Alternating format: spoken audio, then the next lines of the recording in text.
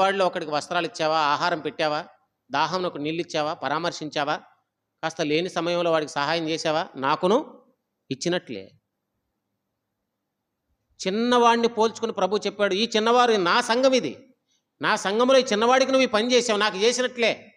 రేపు చిన్న పిల్లలకు మీరు ఎంతో కొంత పరిచర్య చేశారనుకోండి, యేసు ప్రభువుకు మీరు చేసినట్టే. బలహీనులకు, వృద్ధులకు, చిన్నవారికి, ఇంట్లో వారు, బయట వారు, ముఖ్యంగా సంఘమునకు చేరిన వారు. అందుకే గలతీలో ఏమన్నాడు? విశ్వాస గృహమునకు చేరిన వారికి విశేషముగా మీరు చేయండి, అది ప్రభువుకు చేసినట్లే. నువ్వు ప్రభువుకు చేయడం అంటే డైరెక్ట్గా ఎలాగ చేస్తావు? నాకు చేస్తే ప్రభువు చేసినట్టు, చిన్నవాడికి చేస్తే ప్రభువు చేసినట్టు, ఆవిడికి చేస్తే ప్రభువు చేసినట్టు, ఆ లెగలేని ముసలోళ్ళకు సహాయం చేస్తే ప్రభువు చేసినట్టు. వారికి మీరు ప్రార్థించవచ్చు, వారిని మీరు పరామర్శించవచ్చు, వారిని మీరు ప్రేమించవచ్చు, వారి కొరకు మీరు ఏమైనా కొంత ప్రయాసపడవచ్చు, వారి కొరకు నువ్వు చిన్న చిన్న పనులు చేయొచ్చు. ఇదంతా ప్రభువుకు చేసినట్లే. Positive and negative.